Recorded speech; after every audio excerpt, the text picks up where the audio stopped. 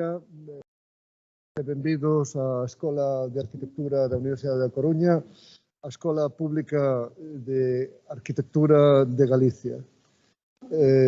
Somos a institución que desde hai 48 anos forma arquitectas e arquitectos, creamos coñecemento a través da investigación e participamos na gobernanza deste país.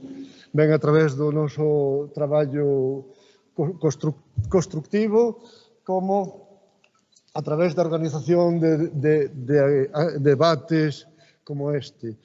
Este debate ten como argumento a celebración do Día Mundial das Cidades, unha efemérides global convocada polas Nacións Unidas, se celebra todos os anos o 31 de outubro. Nós, como vimos do futuro, estamos celebrando un pouquiño antes para compaxinar axendas. Este ano ten como argumento adaptando as cidades ao cambio climático. O obxectivo desta red global de eventos, que aquí ten un episodio local na cidade da Coruña, particularmente na Escola de Arquitectura, é a construcción de sinerxías e de coñecemento, como decía, na loita contra o cambio climático, facendo as cidades máis inclusivas, seguras, resilientes e sustentables.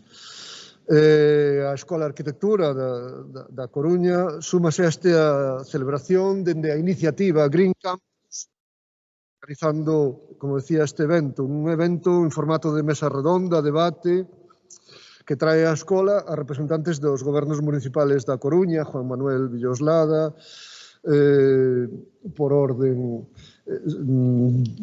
física. A continuación está o alcalde de Arteixo e exalumno desta escola, Carlos Calvelo, a seguir Jorge Rodríguez, organizador de todo isto, e Teresa Taguas, arquitecta, estimada amiga, exdecana do Colexio de Arquitectos, es conselleira de Vivenda e actualmente conselleira da Unión Internacional de Arquitectos. Síguese chamando de arquitectos, inda que será, supoño que un dos retos a resolver, axustar esa terminoloxía. Finalmente está César Mosquera, que é concelleiro da cidade de Pontevedra e vicepresidente, se non me equivoco, da Diputación de Pontevedra. Cada un deles representa cidades de diferente complexidade, de diferente dimensión, e cada un deles tamén representa formas de entender o común con distintas orientacións políticas, aínda que todos eles, supoño que coincidentes co argumento que nos trae aquí, adaptar as cidades ao cambio climático. Moitas gracias tamén á Cadena SER, que hoxe emite unha parte desto en directo e outra parte en diferido,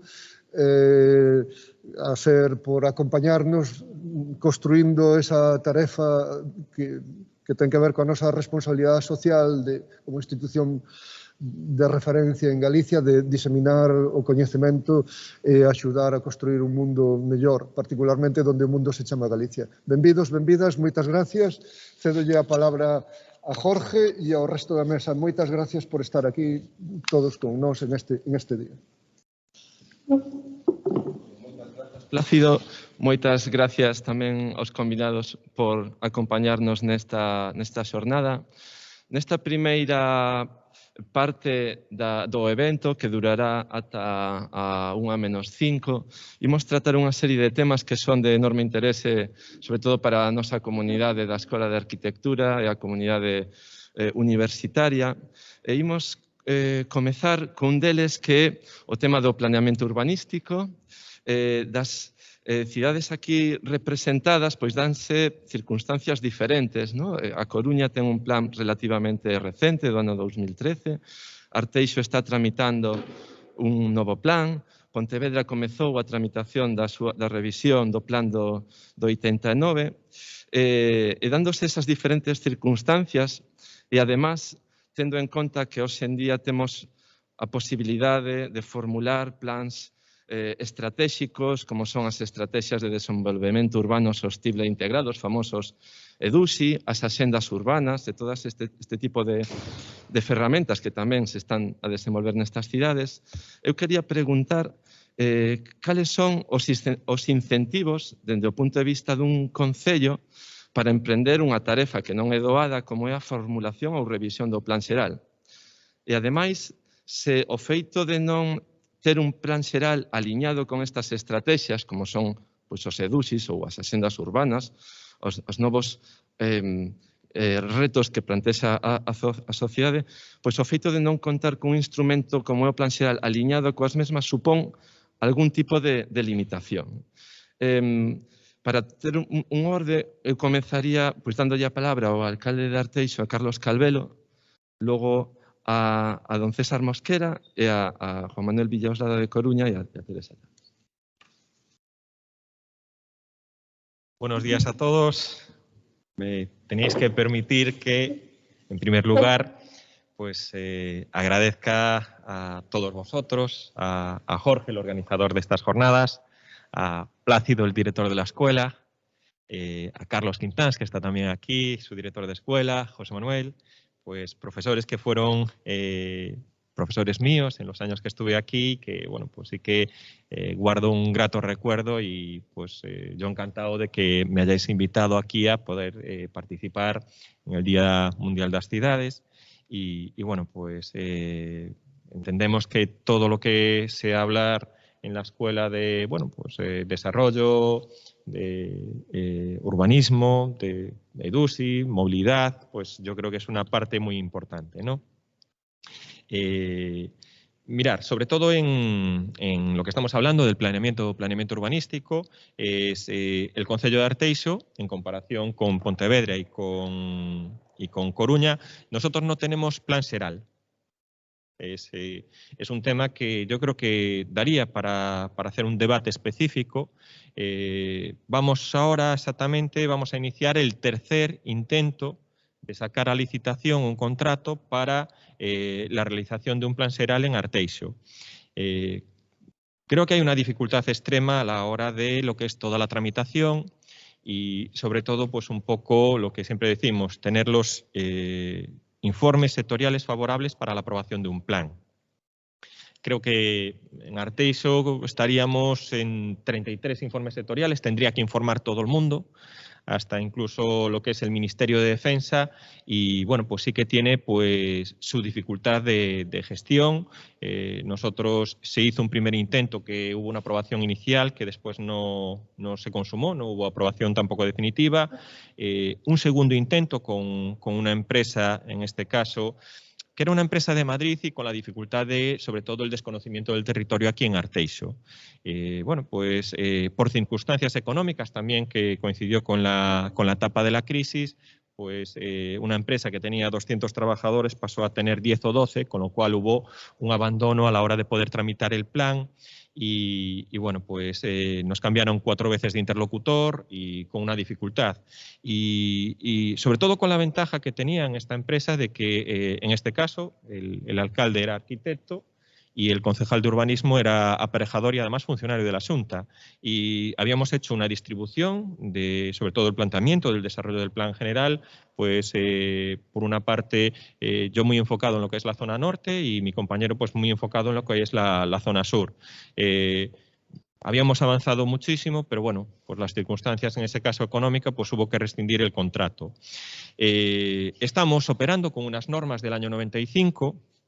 Aquí hay un debate también complejo, en el sentido si las normas del 95 pueden ser una figura de planeamiento, pues a lo mejor adaptadas a los tiempos actuales.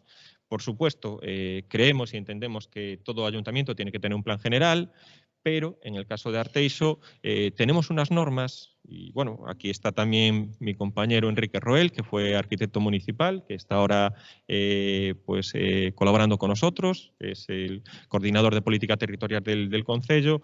Nosotros tenemos unas normas que entendemos como válidas, ¿no? Cuando un poco se plantea, sobre todo, si la influencia o la interacción de los planes xerales en los fondos DUSI, pues el concello de Arteixo se ha presentado y ha conseguido pues fondos DUSI sin tener plan general. y fondos DUSIS, pues que abarcan 11 líneas de actuación, donde la mayor parte de la actuación, que está muy enfocada, son a los temas de movilidad. Hemos conseguido en Arteixo tener un sistema de transporte público que entendemos que además ha sido pues un aliciente muy importante y un transporte público que se desarrolla dentro de dos ámbitos. Un ámbito muy urbano que conecta los 4 núcleos principales de Arteixo y un ámbito que entendemos que tenemos que potenciar todos los ayuntamientos en el sentido de que tenemos un transporte interparroquial, con lo cual el objetivo planteado en este caso por el Concello de Arteixo es que cualquier vecino de nuestro concello pues tenga un transporte público que pueda interconectar desde la zona más alejada o desde la zona rural más alejada hasta el centro de Arteixo y allí sí que interconecta con lo que es el transporte metropolitano.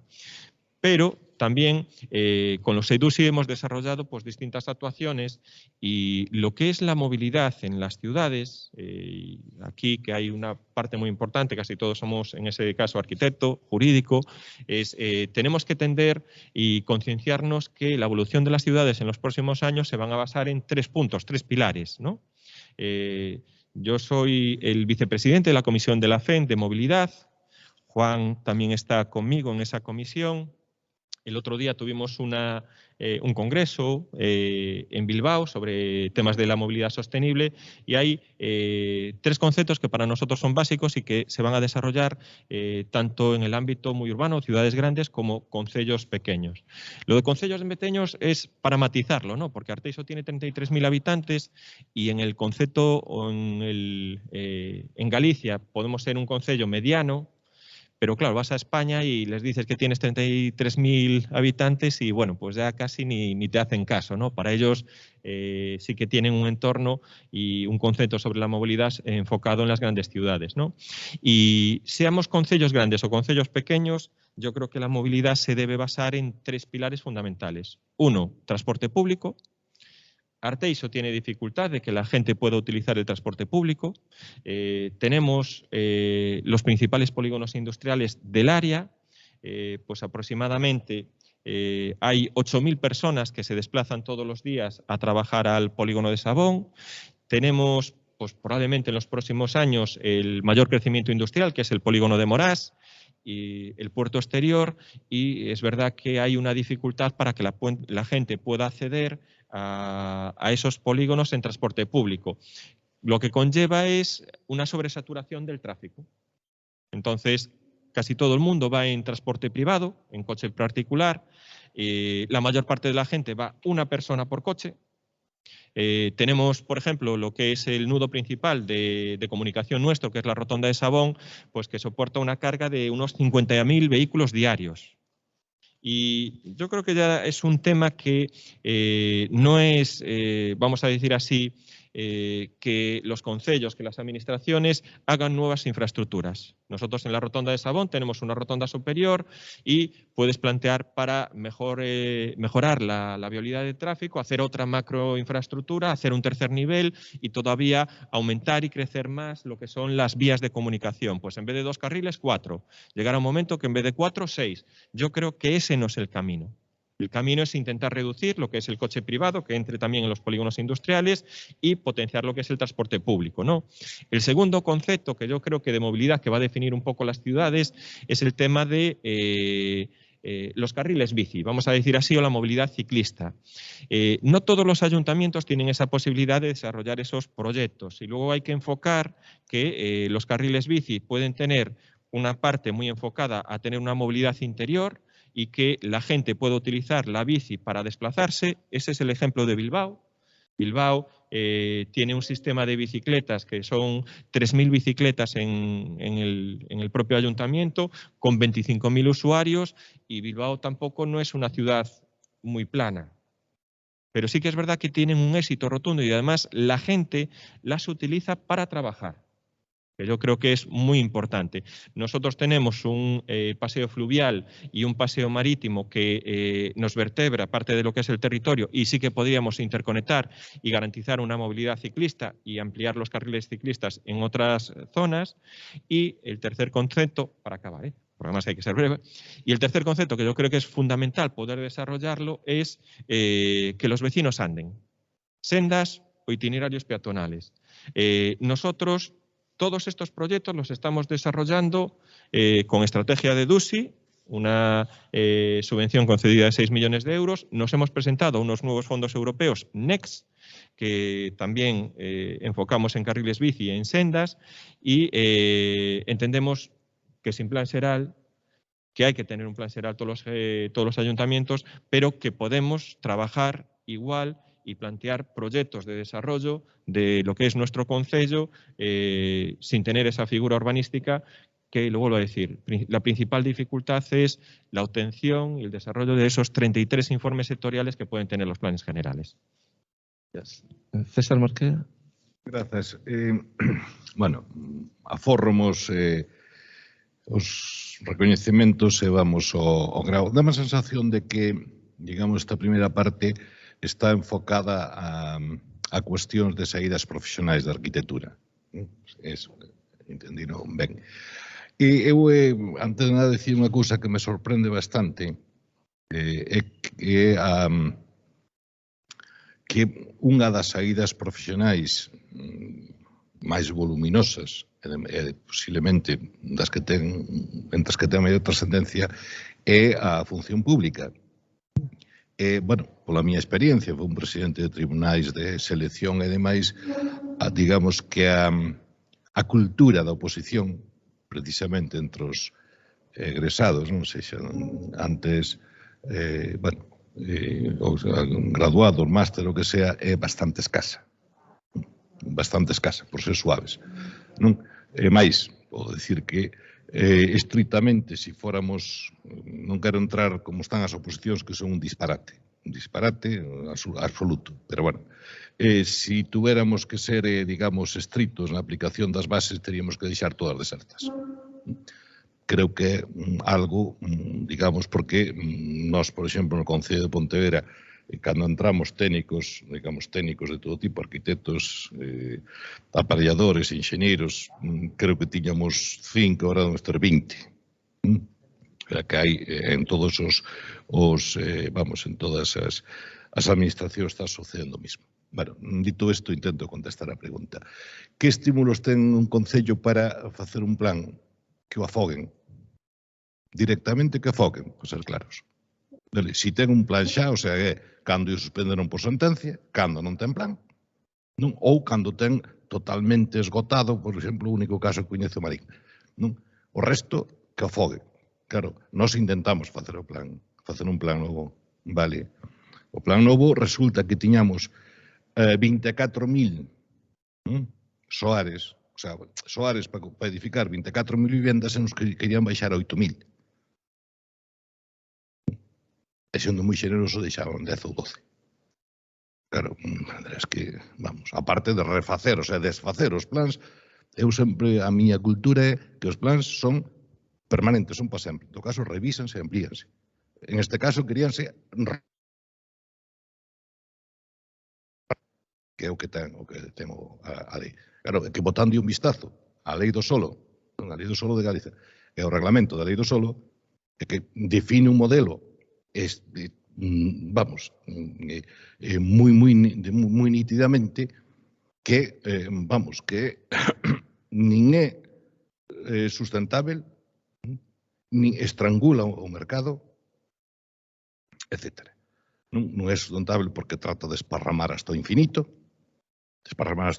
ou participara indirectamente na lei de 2002, na Lei de Ordenación Urbanística e Protección do Medio Rural de Galicia, de 2002, e incluso hai algún epígrafe que os títulos é os que o aportara, bueno, que aportaran outros por suxerencia miña.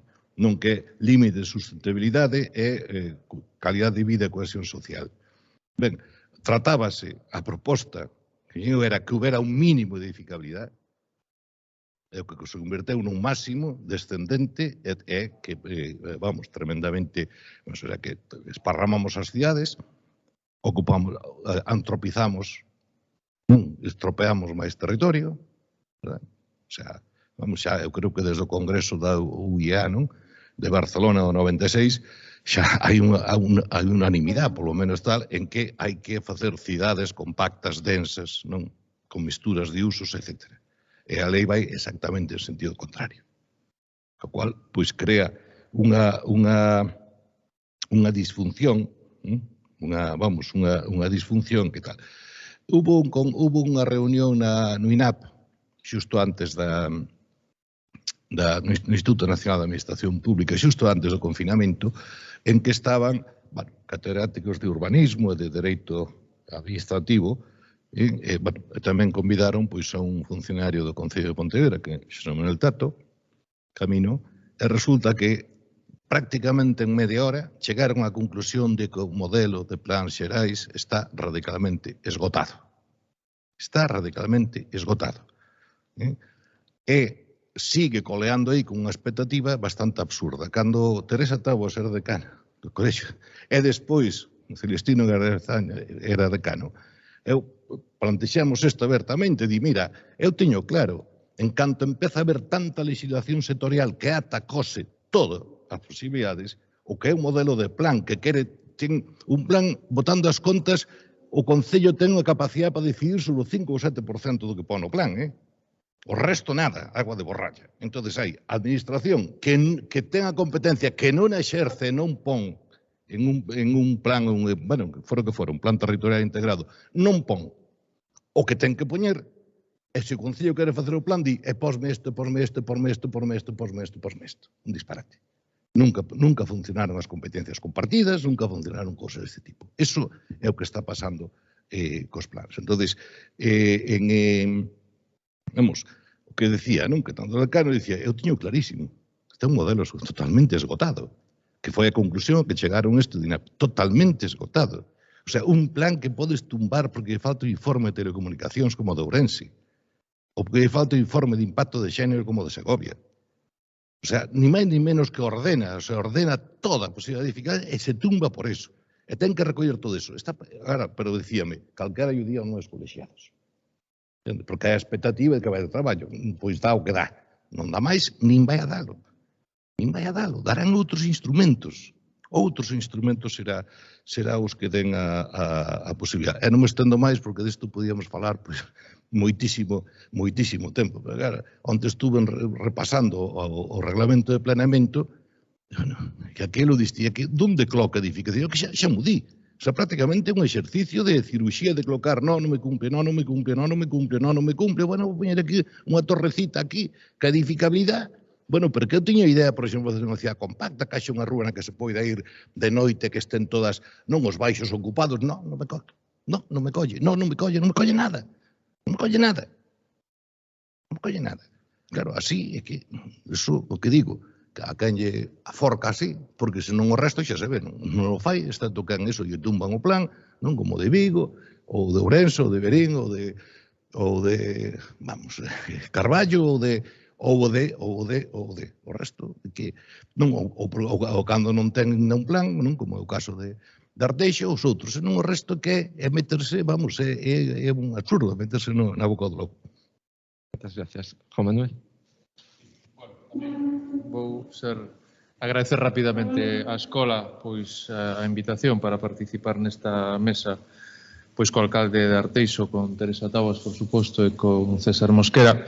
Agradecer a Jorge esta invitación e, sobre todo, con motivo do Día Mundial das Cidades, que ven do Día do Hábitat, nese día no que tamén se celebra o Día da Arquitectura. Quero dicir que conflúen bastantes aspectos. Eu indo casi directamente a tratar de dar a contestación ou a miña posición ou a nosa posición sobre este primeiro punto, eu creo que igual podemos ou deberíamos distinguir entre o planeamento como ferramenta e a normativa que regula a xestión ou a tramitación desa ferramenta. É dicir, eu creo que o planeamento urbanístico como documento de traballo, como instrumento técnico de traballo, é unha ferramenta que eu defendería.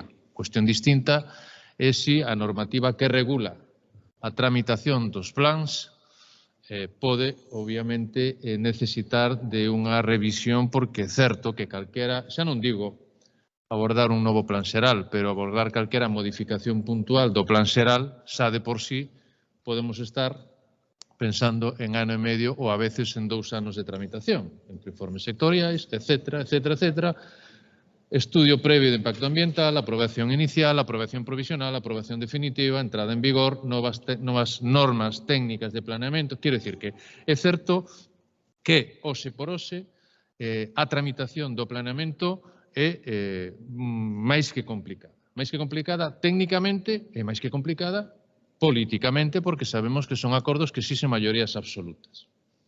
A meirande parte das modificacións do plan xeral. Ahora, como ferramenta que instrumenta unha diagnose e establece unha estrategia de cidade, eu creo que o planeamento é unha ferramenta básica para poder situar a cidade onde está e como pode ir avanzando. Nós temos, como sabedes, un plan xeral relativamente reciente, 2013, a súa redacción arrancárase en 2009-2010, no que xa se recollían algúns aspectos que quedaron un pouco no conxelador e que, hoxe, diante de retos climáticos, pois igual hai que empezar a reactivar. Os corredores verdes, perspectivas de mobilidade que xa se incluían naquel plan xeral aprobado en 2013 e que ten un gran complemento como é o PEPRI para toda a zona de pescadería da cidade vella.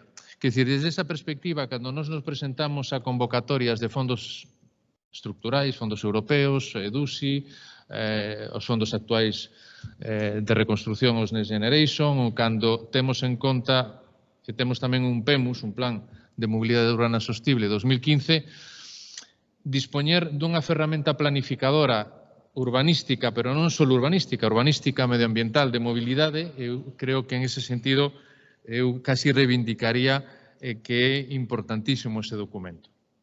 Insisto, outra cousa que necesite a normativa actual reguladora do planeamento urbanístico en Galicia, pois formatos, tramitacións e tempos que sean máis acompasados a que as dinámicas actuais de novas normas, temos por diante a nova lei de cambio climático que vai exixir adaptacións do planeamento urbanístico. Todos os retos que están aparecendo en fondos de financiamento e o Programa Marco de Financiación 21-27 de Unión Europea vai exixir modificacións importantes para concurrir a fondos. Entón, bueno, por concluir, para nós dispoñer de planeamento urbanístico xeral e sectorial é importante, pero sendo conscientes de que hoxe por hoxe modificar o planeamento é altamente dificultoso e hai determinados informes sectoriais que son altamente complicados. Pero eu sí que faría esa perspectiva. Outra cuestión que quería apuntar, polo menos apuntar, é que a nivel de escalas. Nós traballamos nunha escala urbana, cal é a escala urbana? A cidade central da Coruña, 247.000 habitantes en 37 km², ou, como comentaba tamén Carlos, o alcalde de Arteixo, esa escala é a área urbana. A Coruña, Oleiros, Culleredo, Cambre, Arteixo. Por que? Cal é a nosa problemática de mobilidade, como apuntaba Carlos? É só a cidade central ou é a cidade como área urbana? Se non me vou o resto da segunda corona metropolitana. Entón, eu creo que outro dos déficits graves que temos é falta de planificación supramunicipal, polo menos a escala de área urbana. Solo por deixar este apunte. Moitas gracias. Bueno, está encendido eso. Antes de nada, darvos as gracias ao director da escola, ao director, a ti, Jorge, bueno, e a todos os que estades aquí nestas xornadas no Día Mundial das Cidades. Escoítase? Sí? Así, alonxeino, pero bueno, aquí estamos. Bueno, eu creo que aquí xa se abordaron varias cuestións que eu creo que son realmente o campo onde que se está dando a batalla, onde temos que dar a batalla tamén teórica, os arquitectos e as arquitectas, evidentemente, que é a seguinte: por unha banda, os instrumentos que temos para planificar son os correctos no século XXI, correctos que temos por diante, creo que César Mosquera dixo claramente, xa estamos, máis coincidimos en 10 anos, están esgotados. O Plan Xeral de Ordenación Urbana é un documento ríxido, non é flexible, moi longo de tramitación no tempo, e que cando xa está aprobado, seguramente os plans, despois de 10 anos de tramitación, cando está aprobado, a realidade social, económica e medioambiental, por exemplo, porque estamos facendo as cidades, xa non dá resposta a esas necesidades. Por lo tanto, son instrumentos, esas son as preguntas que nos temos que facer. Aquí hai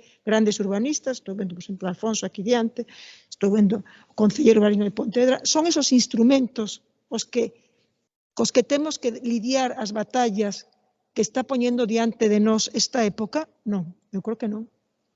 Primeira cuestión crucial. Despois, cales son os retos da sociedade de cara a esas cidades máis sostibles? Primeiro lugar é que xa estamos utilizando incluso termos arcaicos, urbano, rural, cidade, tal, que urbano, que rural, que dicir. Aí, eu insisto que hubo o ano pasado, a piques de comezar a pandemia na cidade de Nova York, unha exposición no Museo Guggenheim de Ren Koolhaas, que o título era The Countryside, the Future, o futuro era no rural, é dicir, como é que no 2% da superficie do planeta están habitando case o 60% da poboación mundial e o resto do territorio simplemente son territorios degradados para dar resposta a esas máquinas infernais en que se convierten esas grandes cidades. Por tanto, que é urbano, cal vai a ser a relación entre ese mundo urbano e ese mundo rural, entre os territorios. Por lo tanto, a primeira figura importante de planear, de pensar, é a territorial. E dende esa escala territorial teremos que ir baixando as escalas locais, pero non podemos estar falando sempre dende compartimentos estancos de, eu, por exemplo, estaba aquí o alcalde de Arteixo, as cuestións de mobilidade en Arteixo, se cando saio de Arteixo non teño arranxado, ten que haber unhas cogobernanzas, pero a nivel de amplias, o sea, o que son as amplias rexións urbanas, que maiormente toda Europa, xa, cando colles as fotos pola noite, que son as fotos que de alguna forma retratan o que é o mundo hoxe en día, esas fotos satelitais pola noite das luces, ves que Europa é maiormente urbana no sentido que está totalmente ocupado o territorio, é dicir, non podemos pensar en planificar en escalas de compartimentos estancos cando realmente hai interrelacións cos restos do territorio. É dicir, hai moitas preguntas e o debate creo que se ten que dar agora. Estamos nun cambio de paradigma totalmente, e non podemos deixar a cuestión, por exemplo, do referido ás cuestións medioambientais como un tipo de maquillaxe, simplemente, é dicir, imos falar outro día ali a non sei que cidade, bueno, vamos a levantar o asfalto porque efectivamente fai falla que se drene para que as redes hídricas funcionen, vale, ben, de acordo. O sea, pero que non podemos ir a cuestións puntuais, a cuestións anecdóticas. Temos que pensar, primeiro, na gran escala territorial, e a partir de aí, entón, esos instrumentos que temos non nos serven. Non serven, porque, dicir, podemos estar facendo un plan excelente, terse aprobado despois dunhos anos nun concello, pero o resto que circunda e que está interactuando, porque son sistemas complexos finalmente, pois o resto non está funcionando. Eu insistí 1000 veces, levo insistido, cando estive no goberno incluso da Xunta, que tiñamos área de vivenda e de solo empresarial, por eso o Parque de Morás, que fixémoslo dentro da Consellería, por certo. É dicir, que efectivamente podemos deseñar un parque perfecto empresarial ou podemos facer un plan sectorial de vivenda, pero se non está todo nese entramado complexo e todo está pensado dende outra escala, as cousas non funcionan. Por lo tanto, acabamos facendo anécdotas, pois eso, poñer un carril non sei que, ou poñer non sei que, ou ese espazo público, poñerlo máis bonito, máis feo, pero son cuestións casi estéticas.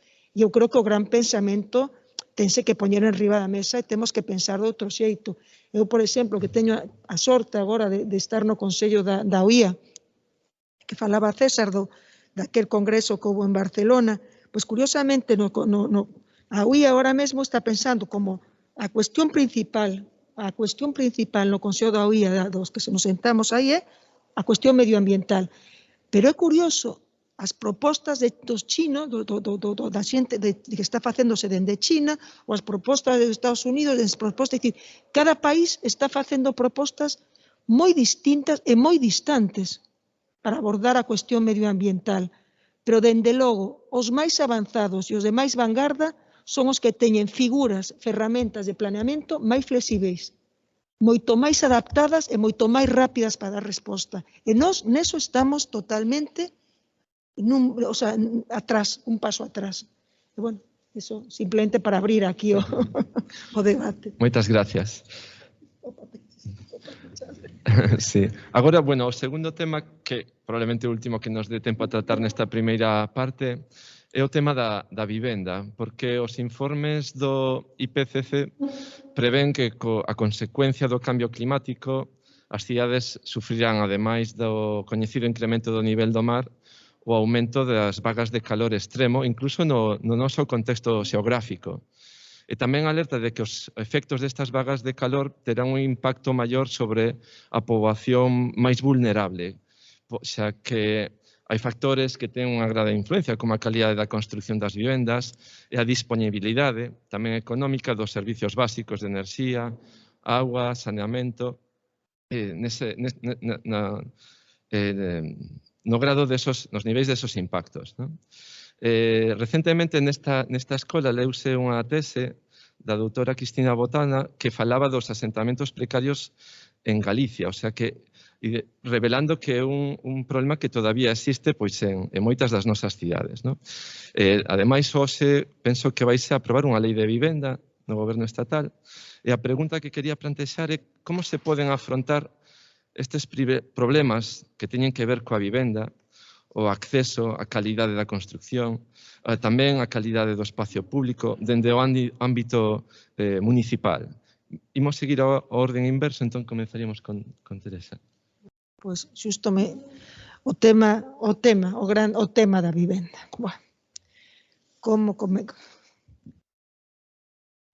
Por certo, estamos organizando o vindeiro ano en maio, vai ser o Foro Mundial da Vivenda dende a OIA, tamén está implicado o Ministerio, a Comunidade de Madrid, porque é un tema que se aprobara xa hai uns anos, no último congreso en Bakú, e, bueno, estamos precisamente cos grandes temas que se van a debatir no mes de maio. A vivenda. A vivenda reflicte un pensamento político por riba de todo. É dicir, o ter un acceso a unha vivenda ou por poñer en marcha políticas para hacer unha vivenda reflicte claramente unha ideoloxía política. Eso é o primeiro. Os países que teñen políticas de vivenda dende hai máis de un século, que pode ser Holanda, Noruega, Finlandia, todos estes países que son pioneiros nas políticas de vivenda, evidentemente hai voluntad política, hai vontade política de poñer en marcha pois políticas de poñer solo rapidamente para poder dar resposta ás necesidades de vivenda, pero despois tamén está no caso europeo que nós temos construído prácticamente todo. Por lo tanto, agora mesmo para nós as políticas teñen que ser de rehabilitación e de renovación. É dicir, os grandes, falando de medio ambiente, os tantos por cento de impacto do CO2 ten que ver co sector da construción. Por lo tanto, dende a fabricación dos propios materiais, todos os procesos construtivos e a vida útil do edificio, é dicir, o gasto enerxético da vivenda. Por lo tanto, a vivenda ten varias patas, a parte social e económica, pero despois ten a parte dos elementos construtivos, materiais, é dicir, e como impacta esa construción das vivendas no territorio. É dicir, é un tema complexo e darlle resposta, dende logo, o primeiro é case a vontade política. Porque, efectivamente, agora vaise sacar unha lei de vivenda. Nós fixemos unha lei de vivenda no 2008 que se aprobou aquí en Galicia, que se aprobou naquele goberno bipartito. É unha vivenda que recollía moitas cuestións que preocupaban xa naquele momento e que despois, curiosamente, se viron que eran como pioneiras, como era o Fondo Social de Vivenda, non? E tamén era unha lei que incidía no tema da rehabilitación. E cando nós temos construído, como é o caso europeo, prácticamente temos todo construído, ten pouco sentido seguir a construir, ten máis sentido rehabilitar e renovar. Renovar o espazo urbano, renovar o parque de vivendas que xa existe. E, dende logo, despois incidir nas cuestións que teñen que ver, por exemplo, cos controis, por exemplo, das cuestións económicas. É dicir, o que non se pode permitir, nos cando foi aquela famosa línea de axudas que sacou o Ministerio de Vivenda, que as competencias están transferidas ás comunidades e era para a emancipación dos menores de 30 anos, con unha axuda directa, nos dixemos, ollo con esas axudas, porque o que vai pasar é que vai incrementarse o prezo da vivenda. Que non Teresa, dicíame, daquela era Carme Chacón a ministra, tocáronme 3 ministras, Beatriz Corredor, Carme Chacón e María Antonia Trujillo.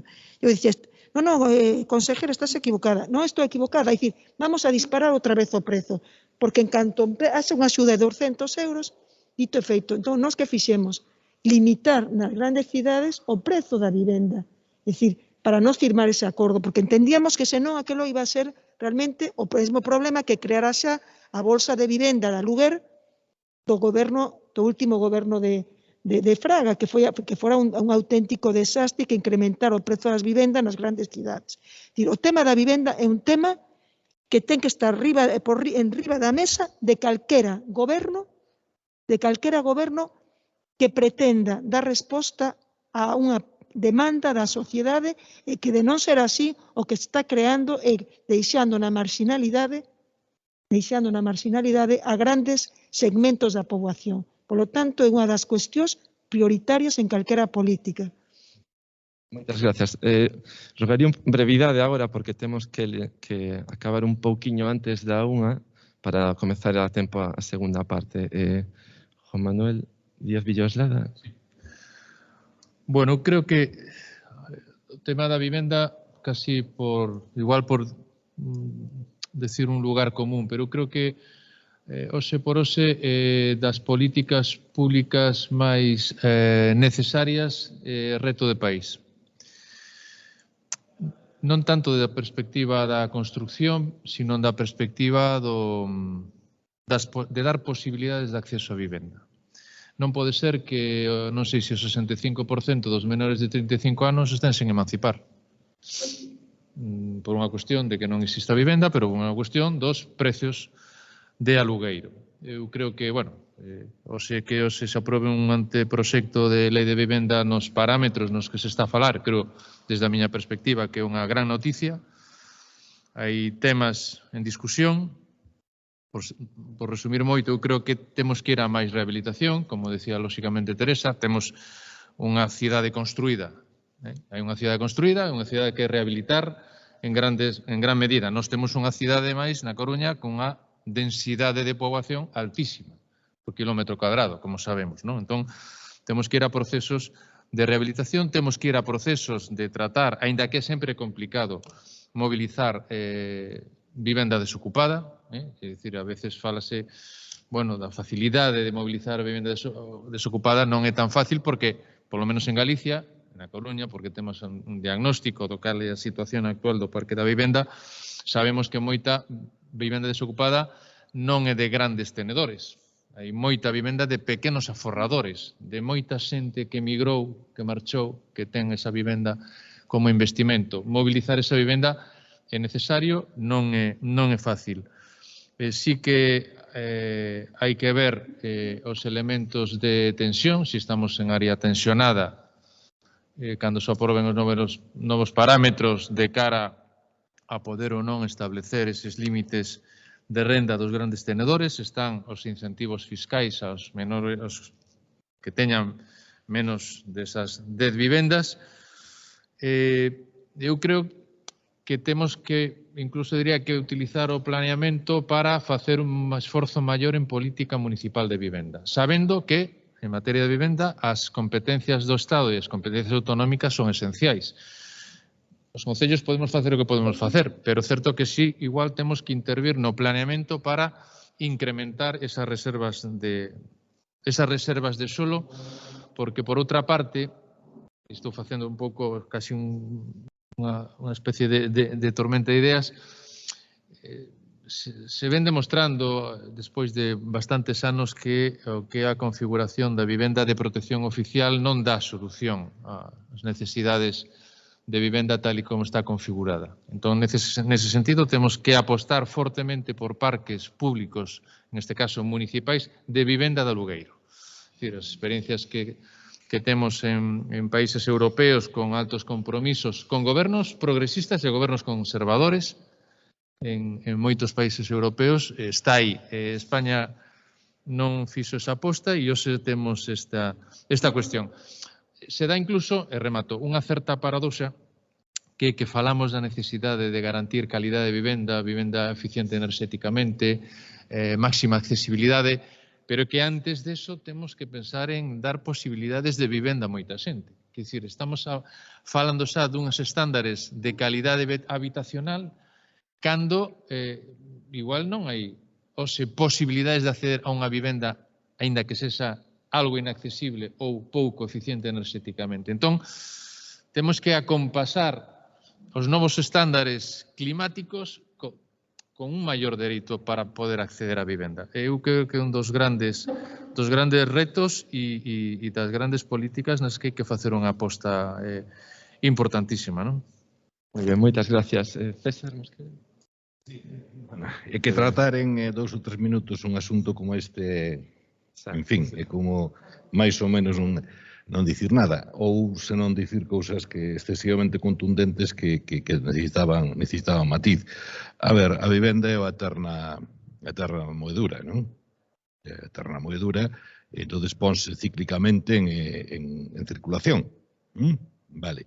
Ahora, o que é a idea, digamos, de fondo, de medidas que dan resultado a certo tempo, que dan, eso non existe. Claro, temos todo atado, ben atado, despois, hai problema, vamos a facer algo para resolvelo cando parte das medidas que se toman, que son contraproducentes, como se dixo antes, e demais. Entonces, en fin, dámoslle voltas por darlle voltas. Claro, isto implica desde a xustiza, porque vivendas sociais, supoño que todo o mundo sabrá, agora, se dan a un promotor para que as faga, porque como faga a administración e xa se ocupen, xa non lle podes dar aos que selecciones. Por exemplo, como acaba de dizer. Despois, rehabilitar, fantástico, pero rehabilitar, teño experiencia directa ou sufrina, unha vivenda, 100 metros, pois non sei se me foi a 200.000 euros.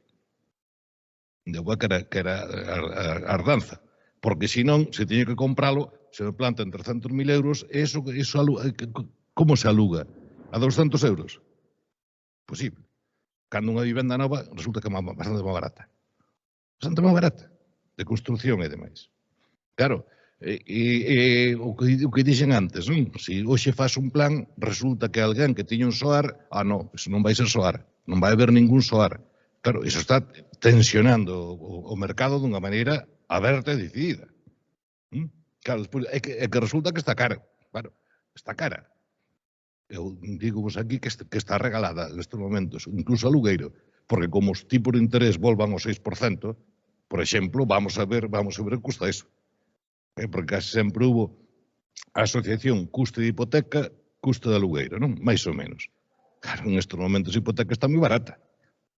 Vamos a ver como suba. Claro, entón, daquela, non sei que hai que facer. Mire, a ver, estamos nunha economía de mercado, que as correccións que se queiron, non, se de mercado habrá que facilitar que o mercado funcione, porque senón vamos a estrangulalo e vamos a crear outras perversións. Que ese é o problema, exemplo. Bueno, o da infravivenda en Galicia merecía un comentario aparte. Iso é como os nichos ecolóxicos. Enténdaseme ben. Nunha cidade, por exemplo, hai un número de sin teito. Hai sempre un número de sin teito. E non varía. Marchan uns e veñen outros. Hai como unha capacidade de absorber. Normalmente non é porque non teñan teito, é que non queren telo. É o que é a infravivenda, por exemplo. En Pontevedra erradicámoslo 3 veces. Sabe o que fixeron? Venderlle a outro para deixar o sitio. Levámonos para outro lado e os que están ali vendenlle a outros. Outros que poden ser ciganos portugueses, o que sea. Entonces, hai como un nicho aí, que non se sabe se é mellor eliminalo ou non. Chegamos a eliminarlo 3 veces. Claro, entón, eso merecería un tratamento aparte merecería un tratamento aparte de máis. Claro, o de emancipación, por exemplo.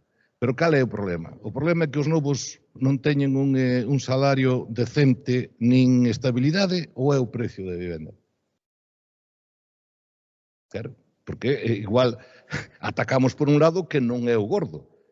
Non é o gordo, claro, que ti, digo, en Pontevedra poidas alugar, pois, por exemplo, en Monteporreiro, un piso por 300 euros, é o problema iso. Hombre, se quedas no centro, rehabilitadito e tal, igual son 800, claro. Pero é o problema ese ou é que non cobran nin 800? Ainda por riba se cobran 800 ou 900, resulta que é un traballo de 2 meses. Vale, moitas gracias. Bueno, yo tengo que ser breve, ¿no? Que hay que acabar antes de la 1, ¿no? Sí. Mirar, por ejemplo, en lo que atañe al concello de Arteixo, Arteixo va a tener una situación singular, privilegiada, que prácticamente no se va a dar, yo creo que en ningún ayuntamiento de Galicia o de España, que es la posibilidad de tener el trabajo y la vivienda juntos. Si somos capaces, oye, pues actuar el concello, desarrollar políticas de vivienda, pues el futuro desarrollo del polígono de Morás, como decía Teresa, puede permitir que a lo mejor haya 2.000, 3.000 personas que puedan vivir a 500, un kilómetro. Eso no se va a dar en ningún lado. Ahora sí que hay que hacer pues estas apuestas, tanto de distintas administraciones, para poder desarrollar este tipo de vivienda. En Arteixo, que tenemos a día de hoy, con normas subsidiarias, la capacidad de construir en los núcleos urbanos cerca de 5.000 viviendas, hay que también poner un poco en entredicho la problemática que hay de la promoción. Sabemos ahora actualmente que los bancos están ahogando a todos los promotores. Los bancos ahora tienen una política clara. Solo quieren que las grandes multinacionales desarrollen las viviendas. El pequeño promotor lo van a fundir. El que quiera hacer 20, 30, 40 viviendas lo va a hundir. Entonces ahí sí que hay un problema. Muchas veces, perdonadme, cuando se decía del plan serial, estamos teniendo un problema grave los arquitectos, que se nos están imponiendo los jurídicos a los arquitectos. Perdona, Juan.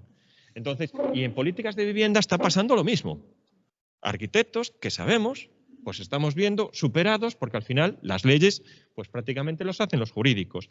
En Arteixo estamos apostando mucho por lo que es la rehabilitación, pero la rehabilitación sobre todo favoreciendo al parque antiguo de viviendas que tenemos, intentando, oye, pues una simple actuación de ayudas, subvenciones para colocar ascensores, pues con eso conseguimos que muchos vecinos nuestros que viven en un bajo +3 no tengan que marchar de allí, si tienen ascensores.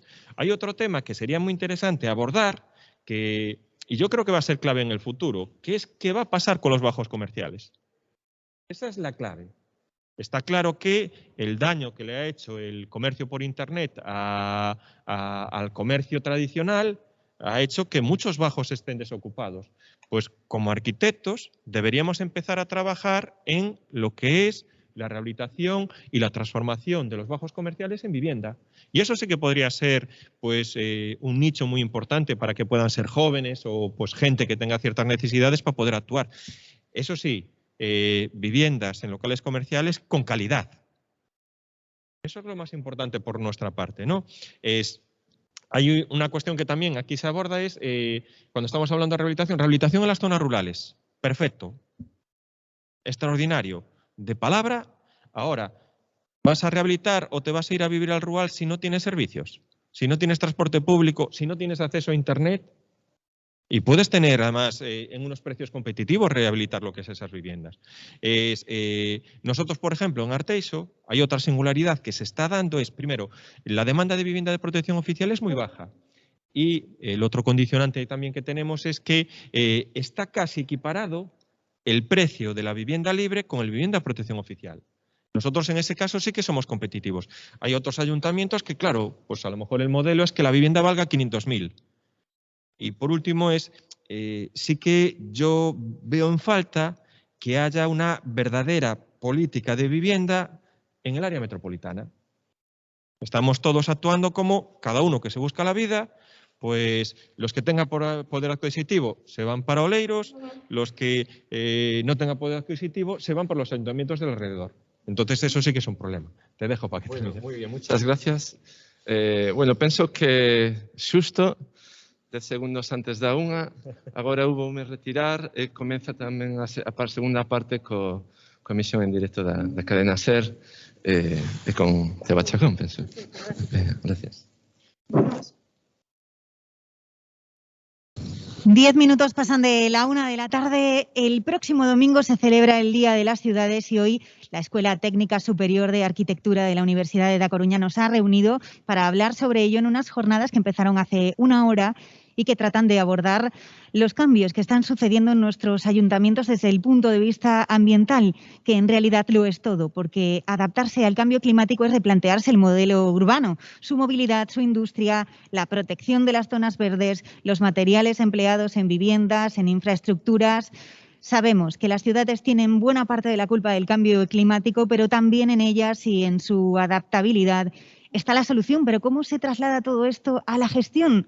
Bueno, vamos a preguntárselo a los tres invitados que tenemos ya sentados en esta mesa de las ciudades.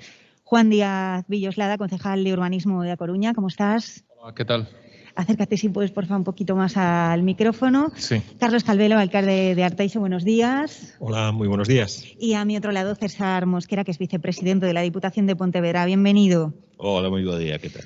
Pois eso, querería preguntarvos cal é ese modelo de cidade ao que queremos ir e que fai falla para todo isto. Contamos cos recursos necesarios, César? Vamos a ver, hai uns obxectivos da ONU, pero isto ven de moito antes. Ven xa da Cubre de Río, ven das conferencias ONU Hábitat, etc. Nos en Pontevedra o que intentamos implementar desde o ano 99 foi precisamente todo ese tipo de medidas de todo tipo, non só que é máis aparente de restricción de tráfico e peatonalización. Por exemplo, hai un obxectivo de fugas de agua, que nós creo que estamos no 3%.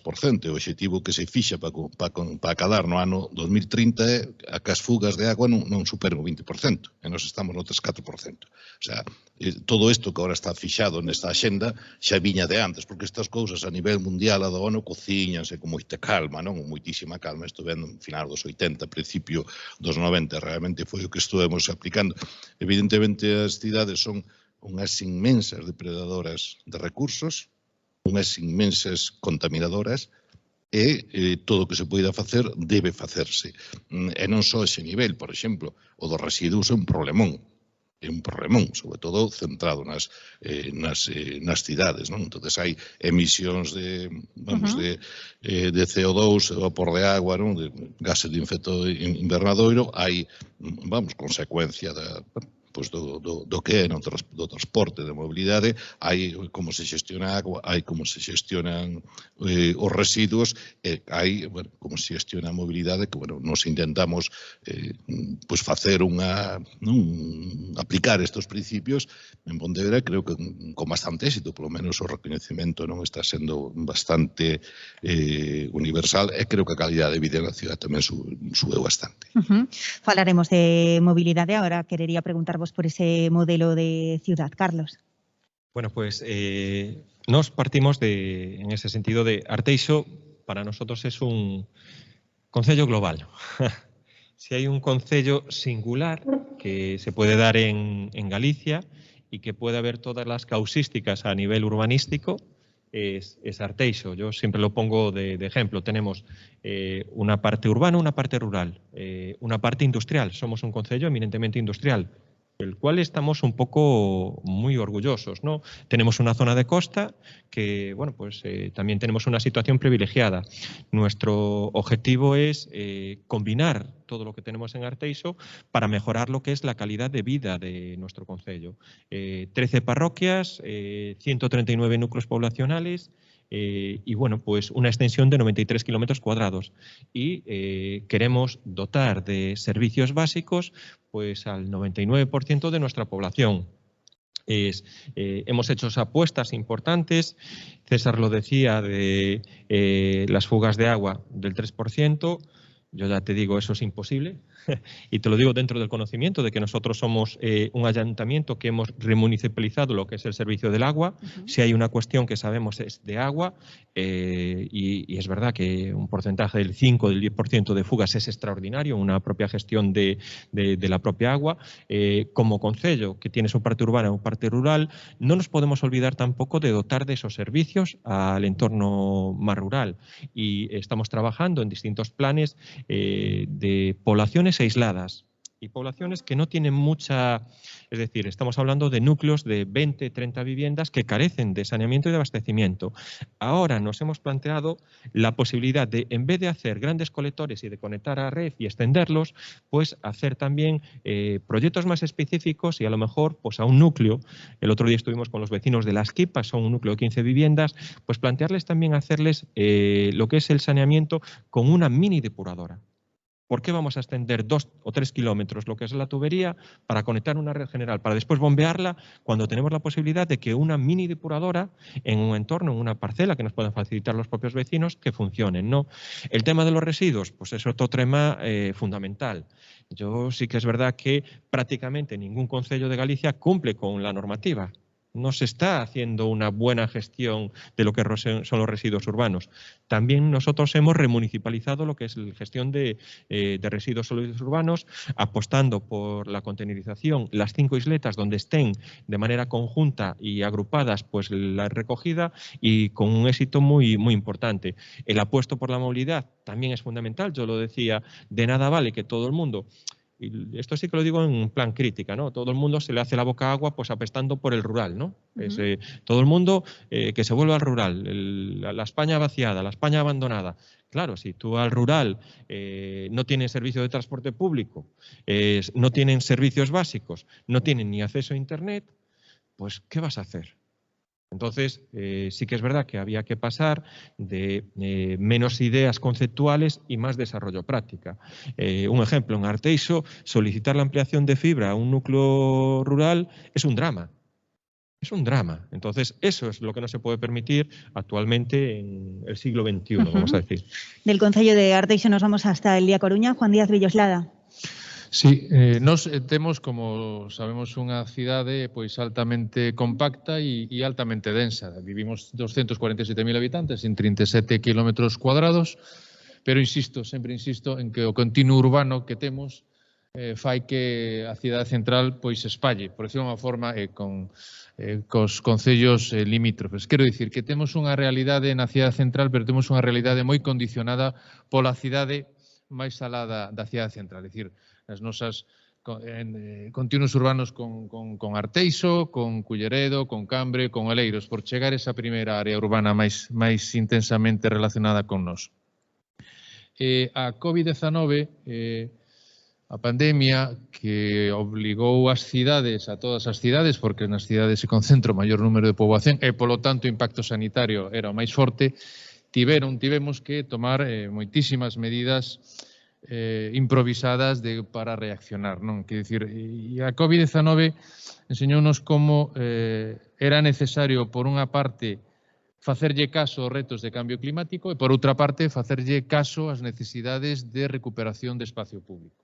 Isto hai que combinalo coa necesidade de mellorar os procesos de mobilidade urbana e, insisto, metropolitana, porque temos na cidade da Coruña unha intensidade de tráfico metropolitano importantísima. E, en ese sentido, eu creo que o que nos corresponde, non a nós, o propio programa Hábitat das Nacións Unidas, no seu informe deste mes de marzo emitido en Nairobi, reivindica que as cidades son os ámbitos compactos nos que, cunha boa planificación, se poden dar novos pasos adiante a hora de que o maior conxunto de xente que efectivamente vive nas cidades teña unha calidade de vida e, sobre todo, uns indicadores de saúde pública fundamentais. En definitiva, que necesitamos nas cidades? Necesitamos políticas que minoren as emisións de CO2. Hoxe se está avaliando polas Nacións Unidas o panel climático de moitas das cidades despois do Acordo de París. E, en ese sentido, temos que facer unha aposta radical, eu diría radical, porque é ir a raíz das cousas a hora de tratar de minorar as emisións de CO2 con procesos de mobilidade máis activa, fomentando o máis posible o transporte público e, insisto, facendo políticas urbanas barra metropolitanas en este sentido. Hai que tratar de recuperar máis espacio público, renaturalizar corredores verdes entre barrios. Todo isto sabendo que a cidade é complexa, que hai procesos onde a mobilidade motorizada en vehículo particular sufre, pero en este sentido temos que camiñar de alguna forma a ese cambio de modelo urbano para que as cidades volvan coller a iniciativa económica e a iniciativa social. Eu creo en ese sentido que as cidades, os ámbitos, os entornos urbanos son os motores socioeconómicos da sociedade. Non? Apuntaba Carlos Calvelo, non sei se vencellado á área metropolitana, a mobilidade. Sí. Que apuntabas por aí? Contanos. Sobre todo, apuntaba una cuestión que también deberíamos abordar, ¿no? Es no tanto, y es verdad que hay que trabajar de manera conjunta en lo que es el desarrollo de la movilidad. Anteriormente, antes de que en el anterior debate, yo decía, Arteixo, siendo un concello eminentemente industrial, teniendo el polígono de Sabón con 8.000 trabajadores que se desplazan todos los días para allí, pues tenemos la situación de que 7.500 van en vehículo particular. Y además en vehículo particular, uno en cada vehículo. Y es verdad que carecemos de un transporte público que no solo venga de la ciudad de La Coruña, sino que también pueda venir de los ayuntamientos limítrofes, Oleiros, Culleredo, Cambre, que también hay mucha gente trabajando allí y que tengan un transporte público de calidad, ¿no? Yo creo que es muy importante en ese sentido pues apostar por ese. Cuando estamos hablando de cambio climático, cuando estamos hablando de sostenibilidad, yo lo vuelvo a decir, son palabras muy bonitas en el papel, pero que después la plasmación real o la actuación real a los ayuntamientos o a las administraciones, pues es muy difícil de concretar. Y sí, hay unos indicadores, ahora está muy de moda el cambio climático, los fondos de Next Generation, las políticas de economía, el hidrógeno ahora es espectacular, yo creo que va a haber implantadas en Galicia 200 plantas de hidrógeno, no sabemos después para qué consumirlo, se están haciendo estudios y valoraciones de transporte público eléctrico, de hidrógeno, es decir, se está ahora en un totum revolutum que no es bueno, ¿no? Y lo que apuntaba era que, sobre todo, un objetivo prioritario nuestro en Arteixo es que una familia de un padre, madre, hijo que trabajen, que estudien, que no tengan la necesidad de tener 1, 2 o 3 vehículos particulares. Si somos capaces de Arteixo, desde el núcleo rural más alejado, de tener un transporte público que nos deje en el centro de Arteixo en un porcentaje de 10-15 minutos y después puedan enlazar en un verdadero transporte público, yo creo que sería un objetivo prioritario y eso sí que es una actuación, un indicador de lo que es la reducción de lo que es la contaminación. Lo que no se puede hacer es irse a otros tipos de ayuntamientos y que todo el mundo tenga, pues eso, 1, 2, 3 vehículos y todavía potenciando más lo que es la contaminación. Nuestro objetivo, que cada familia pudiera tener un vehículo, que es necesario, pero no forzar a que todo el mundo no tenga esa alternativa de un transporte público de calidad que pueda interconectar con el ayuntamiento, con el centro de Arteixo y con en este caso, la ciudad de La Coruña. En breve nos vamos a ir hasta Alfonso Molina. Allí nos está esperando Pablo Díaz Bouza, pero non quero deixar de darlle voz a César Mosquera, que falar. ¿No? Sí, vamos a ver, en estas cuestións hai moito descoberto, moito tempo, é moi sorprendente que sigan circulando ideas que saben que non funcionan. Básicamente hai dous aspectos que quero saltar. O problema da escala. Por exemplo, o ferrocarril é imbatible para mover moitísima mercadoría ou moitísima xente, verdad, en altas densidades. O ferrocarril disperso é un desastre. Un desastre absoluto. Claro, así, con poucas densidades, quixemos poñer un metro na Coruña que foi o Faime Reir. Porque unha liña de metro, unha liña de tranvía, xustifícase a partir de 200.000 viaxeiros diarios. Cousa que antes falábase de 1.000.000. Claro. Un transporte público dun autobús pois necesita un volumen. Senón é facer o ridículo e ter unha masa de 10 toneladas dando voltas e contaminando. Co cual, pretender que o autobús vaya a unha aldea de 20 habitantes é un disparate. Habrá que buscar outras fórmulas, transporte a demanda, o que sexa. Pero, de outras maneiras, o problema grave da mobilidade non está aí nas cidades. Non me podo estender, pero seguro que o 90% do tráfico das cidades é innecesario. Non é ese, de que ten que ir a traballar, non é ese, é innecesario. É o canal voltas para aparcar, o coche para ir a 200 metros, etc. Podía contar barrio Salamanca de Madrid, Plaza de Barcelos en Pontevedra, podía contar en cantidad de sitios que realmente o tráfico que realmente se necesita para que funcione unha cidade, funciona a cidade, cargar, descargar, ir recoller un bulto, ir levar unha persoa ao ambulatorio, etc. É o 20, o 10, o 30% do total. En tráfico, baixar, por exemplo, un 20%, un 30% é unha barbaridade. Se baixamos uns 170 xa tira. Entón, buscamos solucións que son imposibles, que están demostradas que non funcionan, como, por exemplo, podo dicilo, o reparto modal de mobilidade é radicalmente inelástico en términos económicos con respecto ao prezo. Ninguén deixa usar o coche porque suba a gasolina, excepto que este en crisis non tía cartos. Ou uso máis porque baixe. Ninguén deixa usar autobús porque baixe o billete, ou uso máis, porque suba, ou uso máis porque baixe. Iso está demostrado. Hubo cidades que puxeron gratis e non deixou ninguén o coche. Digo que hai que ter en conta estes parámetros. Entón, nós en Pontevedra o que fixemos foi basicamente atacar o tráfico innecesario na cidade. Claro, hai zonas da cidade en que baixamos o tráfico 80%, 70%, no conxunto da cidade o 50%, máis ou menos. Pero é innecesario, e circulase mellor. Con eso, os cálculos que temos é que baixamos as emisións de CO2 no 66%, 66,3%, unha cousa así. Sin, digamos, levar o problema a algo imposible. É dicir, caixa autobús a todos os lugares, caixa transporte público. Iso é imposible. Pode haber transporte a demanda ou outras fórmulas que iso había que estudalo, pero sempre a escala que corresponda. Un autobús con 2 persoas é un atentado ecolóxico.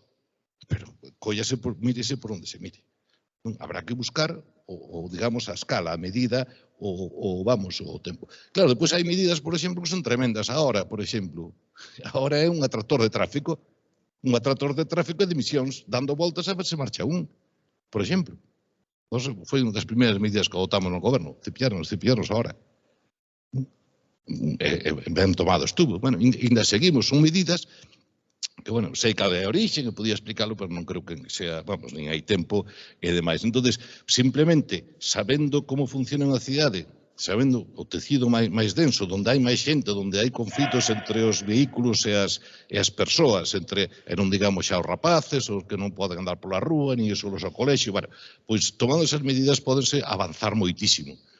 Evidentemente quedanos moito para avanzar, pero creo que temos un bo treito percorrido. É moito por falar tamén, e que non nos dá tempo prácticamente, hai tantos temas, 28 minutos que pasan da 1 da tarde. A ver, como comentaba César Mosqueras de Pontevedra, se trata de analizar en que escala estamos en cada ciudad, ¿no? Nos, en este sentido, diría, bueno, no ano 2019, ano pre-COVID, na cidade da Coruña se moveron 23 millóns de viaxeiros en autobús. Quero dicir que a capacidade de mobilización de viaxeiros do transporte público colectivo é fundamental a partir de un número de habitantes, non? En ese sentido, a aposta do transporte público en autobús ten que ser fundamental, tanto en bus urbano como, insisto, e o comentaba Carlos Calvelo, das conexións metropolitanas. Estamos ultimando os traballos para a posta en marcha entre todas as administracións da nova estación intermodal en San Cristóbal, que iso, de alguna forma, tamén vai facer repensar un pouco como organizar o transporte e a conexión en bus urbano metropolitano. Alfonso Molina non necesita, vou non decir así claramente, máis capacidade para máis vehículo privado. Sobre todo, vehículo privado de uso individual. Alfonso Molina necesita que se desenvolvan os proxectos de mellora de accesibilidade, de mellora ambiental que ten programado o Ministerio, de acordo co Concello.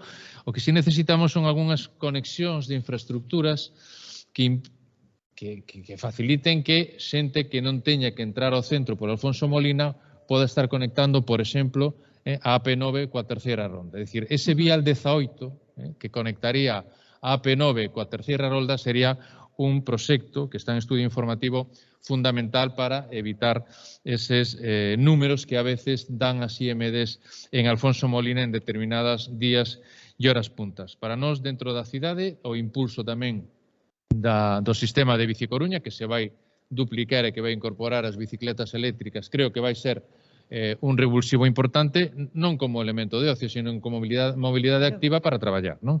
E en ese sentido tamén, collendo un pouco algunha das palabras que comentaba César Mosquera, de futuro, pero sí que estamos, deberíamos apostar por algunha conexión ferroviaria de transporte de cercanías polo que a beira da ría do Burgo cara a Betanzos, aproveitando a estructura ferroviaria. Ese é un proxecto no que son os procesos de reorientación do Porto Interior da Coruña a partir de San Diego, sí que veríamos que debería ser unha das infraestructuras a desenvolver. E, por outra parte, non nos esquezamos de que tamén se necesita de unha forma clarísima mellorar de unha forma sustancial, hai estudios feitos, a conexión ferroviaria entre o que é toda a Coruña e a zona e Ferrol, non? Quero dicir, esas conexións hoxe por hoxe non dan competitividade a conexión ferroviaria entre a Coruña e Ferrol, e ese tamén é un hándicap a hora de facilitar outros modos de transporte en toda esta rexión urbana que conforman a Coruña e Ferrol, incluso chegando a Bergantiños, non? Y bueno, ya que lo mencionabas, el ejemplo de Bici Coruña, creo que hoy Actualidad y Arteixo van de la mano en este sentido, porque con los fondos Next Generation de por medio hay un anuncio de un proyecto de estación de bici pública, ¿no? Sí, yo lo comentaba anteriormente y es uno de los pilares fundamentales, lo que decíamos dentro de la movilidad de las ciudades, transporte público, movimiento, carriles bici y un poco lo que es las sendas, ¿no? El otro día, cuando estuvimos en el Congreso de Movilidad de Bilbao, como arquitecto, en este caso también con responsabilidad pública, lo que sí que tenemos claro que para que el sistema de bicicletas funcione, tiene que haber carriles separados. Eso es claro. No pueden convivir en el vehículo con la bicicleta y no puede convivir lo que es el peatón tampoco con la bicicleta. César, no sé si estará muy de acuerdo. Después lo comentamos. Te lo digo, quizás sea una de las mejores experiencias que se puede un poco tener de ejemplo. Bilbao, 3.000 bicicletas, 25.000 socios. Y gente que además utiliza lo que es la bicicleta para ir a trabajar. Primero, también hay que depender un poco de la singularidad y la orografía de cada concello. Desde luego. Eso también es. Pero si la gente apuesta por desplazarse en bicicleta, es como desplazarse en autobús o en coche. Es decir, quieren un circuito rápido para llegar pronto a su trabajo. No van de paseo. No van a sortear peatones y luego, si ves que hay algún tipo de riesgo o miedo por el tema de los coches, tampoco lo vas a hacer, ¿no? Nosotros, en este caso, tenemos un poco la facilidad de que tenemos un paseo fluvial con carril bici y un paseo marítimo que nos interconecta. Entonces, ahí sí que los tráficos son diferenciados. Pero si queremos a lo mejor ampliar a otros ámbitos, pues probablemente o por unas sendas ciclistas independientes o alguno de los carriles que tenemos, pues un poco plantear la posibilidad del carril bici, pero lo vuelvo a decir, si queremos exactamente el tema práctico que funcione, la bici para trabajar, tiene que dársele la mayor facilidad. Si queremos pasear, pues, y un pequeño inciso. Yo, lo del ferrocarril de cercanías, es de la escuela, con la rama de urbanismo, yo creo que fue en la asignatura de quinto, cuarto, quinto, ya uno de los proyectos que hacíamos era el ferrocarril del Burgo a San Diego. Es increíble, te hablo del año 97-98, que 20 y pico años eso no esté desarrollado, porque es la mejor vía de comunicación. Toda la zona del Burgo, Fonteculler, no sé si se podría ampliar a Cambre, entrando, bordeando por lo que son las zonas de las Jubias hasta San Diego, sería extraordinario. Ahí sí que se quitan una gran cantidad de vehículos. Y ahora sí, César. Que no es mejor que no se escuche mucho el silencio en la radio, vamos a rellenarlo con argumentos. Sí, vamos a ver, eu volvo da escala, e volvo a, bueno, podemos falar de estrategias push and pull, etcétera, que é un erro de plantexamento, pero non me dá tempo. Pero é que o problema que hai é que se ti vives nunha cidade, traballas, pero vives nunha cidade, estás nun barrio, digamos, non digo Alfonso Molina, porque é unha vía pechada, pois o fundamental é como se vive nese barrio, e non dividilo con 50 sendas, carriles bici, etc. Nin crear expectativa de velocidade. Velocidade e cidade son incompatibles, radicalmente incompatibles. O sea, como vas a ir tranquilo por unha cidade e deixar o teu fillo a unha persoa con discapacidade ou simplemente ti un día que vas despistado que se che pasa un autobús a 90 por os fociños, ou a 50 mismo. Claro, ao partimos ese concepto, se non teremos as cidades, pois como as temos, o sea, bueno, pois con serios problemas. Claro, se baixas a velocidade, nós en Pontevedra temos todas as vías municipais a 30, algunhas a 20 e outras a 10. A 30, con reductores físicos, é perfectamente compatible o patinete, que a bicicleta e co coche. Ben, que hai vías que non é compatible? Sí, aí habrá que facer carril bici, pero nas que teñen velocidades altas e perigos. Non no tramo urbana, porque senón é que destrozas tramo urbana. Temos experiencias. Eu convido a ir a Ámsterdam ou a Estocolmo e ver o mal que funciona. O mal que funciona a bicicleta tal como se trata. O sea, un paso de cebra, ponte en Estocolmo, un paso de cebra, hai acera, carril bici. Bueno, o paso de cebra non está pintado no carril bici. Porque a bici é tan importante ou máis que os peatóns. E aí é onde fallamos. Entón, tes o semáforo en verde, verdad? E queres cruzar e pásache un ciclista que che monta unha bulla se non te atropella. Porque manda a bicicleta sobre tal. Non funciona ben. En Ámsterdam están desesperados a ver que fan. E Bilbao está ahora facendo cousas. Eu conozo a xefa non a Raquel Salcedo, que é a xefa de mobilidade de Bilbao, a técnica e demais. E bueno, teñen unha serie de cousas. Entón, se estamos escapando do problema fundamental, na cidade non se pode correr, excepto as vías específicas para eso. Se é unha autovía, unha vía pechada, hai que correr, claro, como non. Ahora, nosotros non. E hai que diseñar a cidade para que funcione así. Porque senón é imposible, non hai espazo para coller un carril bici. Non hai espazo, dividimos o espazo, desorientaste, non tes un espazo tranquilo. Entón, o da bici quer ir máis rápido que o outro, da moto tamén é máis o do autobús. Sería, dende logo, outro tema interesante para plantexar se tiveramos tempo esa convivencia dos diferentes usuarios das vías. Nada. Mira, yo entiendo también lo que plantea César, pero también es un tema cultural. Si queremos potenciar el uso de la bicicleta, pues una persona mayor o una persona de cierta edad que tenga un coche detrás, aunque vaya a 30, no te la va a usar. No te la va a usar. Y eso es una realidad que pasa en todas las ciudades. Entonces, habrá que convivir de alguna manera. Bueno, lo que está claro es que hay grandísimos retos por delante, objetivos ambiciosos y muchos agentes implicados, entre los que se encuentran desde luego nuestros invitados hoy. Gracias por acercarnos estos planteamientos a este Día de las Ciudades en la Escuela Superior de Arquitectura del Concello da Coruña. Juan Díaz Villoslada, gracias. Gracias. Gracias, Carlos Calvelo. Gracias a vosotros. Y César Mosquera, un placer. Un placer. Gracias. Seguimos adelante. Imos falar agora cunha pioneira da arquitectura en Galicia, unha muller que hai moito tempo que non sabíamos demasiado dela. Nos agrada a súa volta á vida pública nesta facultade, neste programa, e hai tempo xa. Doutora en arquitectura, primeira muller decana do Colexio Oficial de Arquitectos de Galicia, que exerceu tamén como profesora e pasou tamén pola vida política, pola política activa ao frente da Consellería de Vivenda e Solo durante o bipartido. Neste 2021 foi elexida membro do Consello da Unión Internacional de Arquitectos e representará o continente xunto cos seus compañeros de Francia, de Italia e tamén de Suiza. Teresa Taboas, moi bo día. Bo día. Un placer terte aquí connosco. Igualmente. Cal sería o teu balance dos cambios que se veñen desenrolando nas cidades dende que deixaches a política activa, poñendo o foco no que se está a falar nesta xornada? Bueno, efectivamente, xa se mira para atrás, hai moito tempo que deixa a política activa. E vou tamén estar en silencio un tempo para tamén ter a perspectiva. Claro. ¿no? Ter a perspectiva.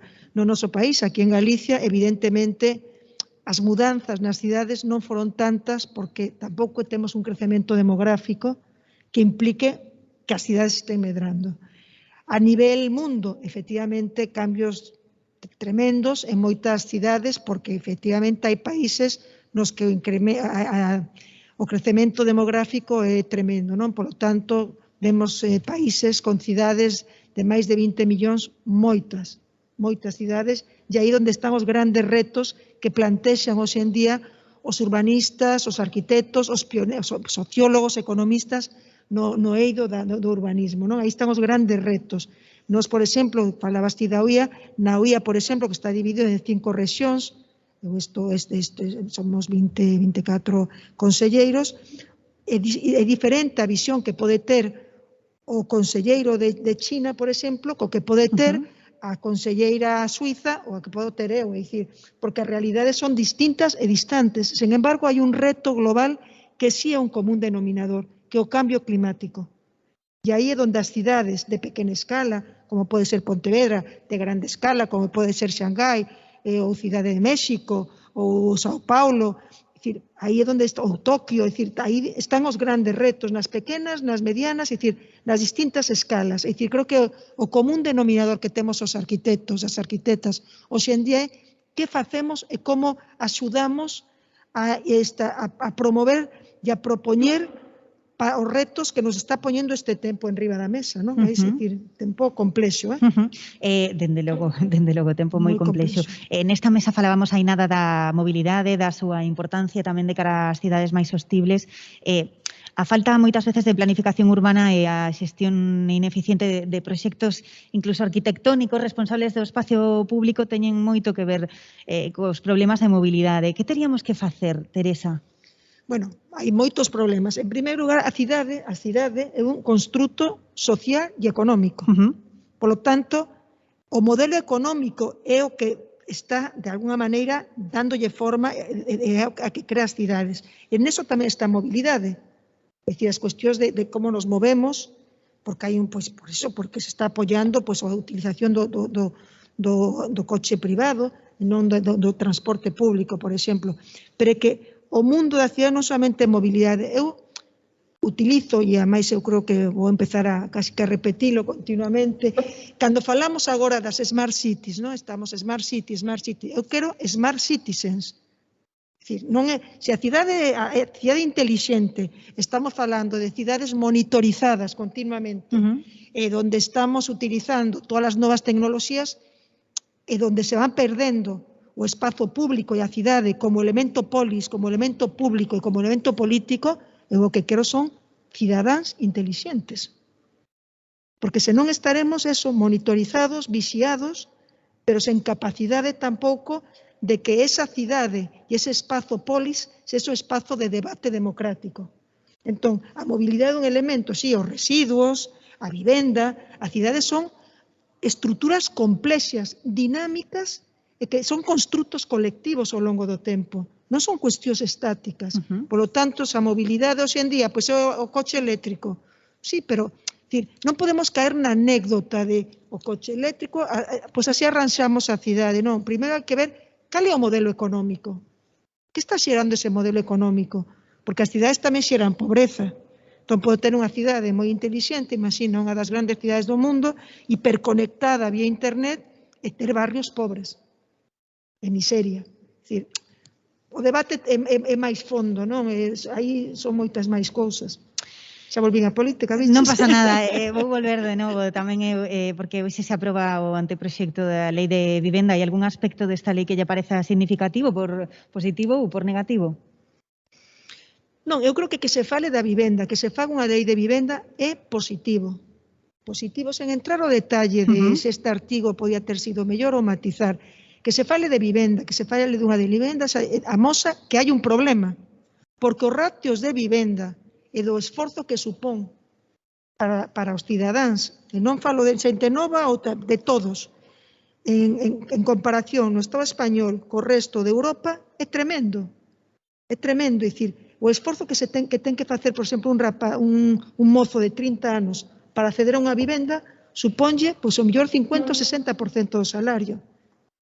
Tamén é certo que hai que ver o tema laboral, porque tampouco podemos falar da vivenda solamente o custe e non falar da cuestión laboral, da cuestión salarial, porque van da man.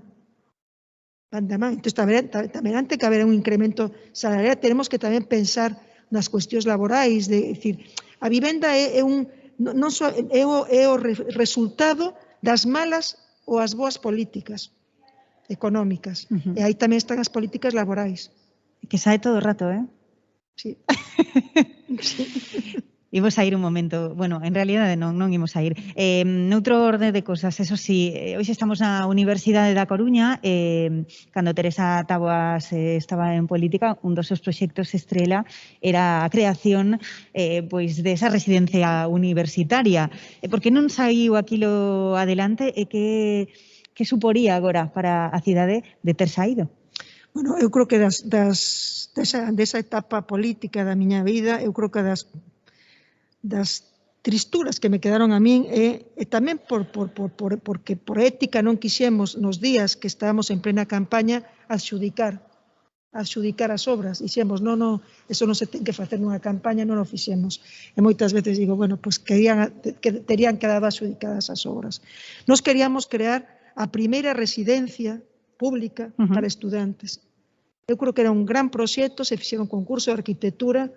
A verdade foi unha mágoa que eso non quedara e que quedara finalmente guardado nun queixón, non? Pero bueno, a veces se nos dieran a segunda oportunidade, non se nos permitiran volver a vivir co que xa sabemos, evidentemente teríamos feito as cousas de outra maneira para que esa residencia estivese funcionando e que os mozos e mozas do noso país pudieran ter unha residencia pública para poder, cando se teñan que desplazar para estudar. Pero bueno, xa foi. Vota en falta política? Creo que somos todos eso, que somos políticos. A mí esa xente que dice que yo paso da política e son mala cousa. É dicir, política é todo que nos rode. Temos que estar sempre preocupados polo que está pasando, polo que está acontecendo, porque se podemos, de alguma maneira... A política activa. Na política activa, pero na política activa... Non moito.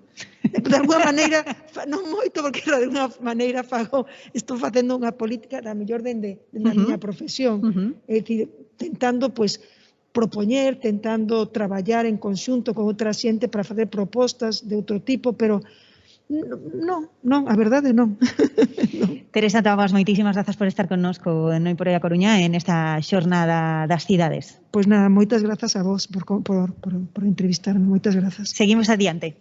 Pues vamos a tener que escuchar muy atentamente entonces el Hora 14 en Radio Coruña. Aquí nos vamos a despedir en este Día de las Ciudades en la Escuela Técnica Superior de Arquitectura. Muchísimas gracias tanto a los invitados como a la organización y desde luego al público y también, como no, a los oyentes. Mañana más Hoy por Hoy a Coruña. Hasta entonces.